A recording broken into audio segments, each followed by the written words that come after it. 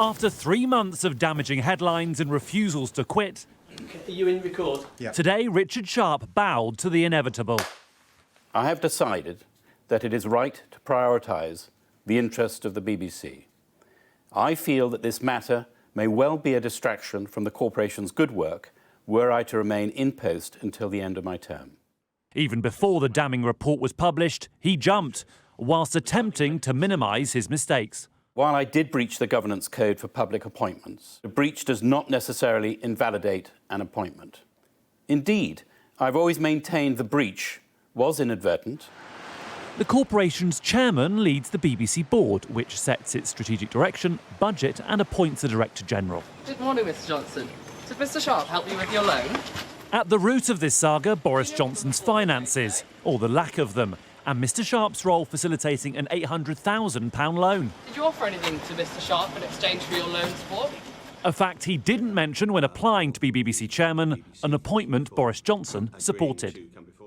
Among the key findings from Adam Heppenstall KC were that Richard Sharp failed to disclose potential perceived conflicts of interest to the panel which interviewed candidates and advised ministers. There is a risk of a perception that Mr Sharp was recommended for appointment because he assisted the former Prime Minister in a private financial matter and/or that he influenced the former PM to recommend him for the job.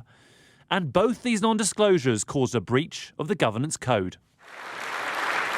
Visiting Glasgow, Rishi Sunak again faced questions about the actions of his former boss in government, Boris Johnson. Thank you, everyone. And his former boss at Goldman Sachs, Richard Sharp. Why didn't you sack him months ago? This is about doing things properly and professionally, and when concerns are raised, it's right that there is a proper process, an independent process. Should his replacement be a non-political appointment? And are you sick and tired of clearing up Boris Johnson's mess? You know, what I'm doing is focus on delivering for the British people. Good morning to you all. Just weeks after Gary Lineker sparked a different BBC crisis by tweeting about politics, today the presenter waded into this row to argue the BBC chairman should not be selected by the government of the day.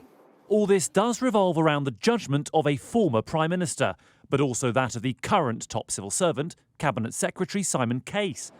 It is he who Richard Sharp approached about financial support for Boris Johnson. This is the same Simon Case who allegedly explored getting a private donor to pay for refurbishments to the Downing Street flat, who recused himself from authoring a Partygate report because he'd attended a drinks event here during the pandemic, and who may have been aware of allegations concerning Dominic Raab and Nadeem Zahawi before they were appointed to Rishi Sunak's cabinet.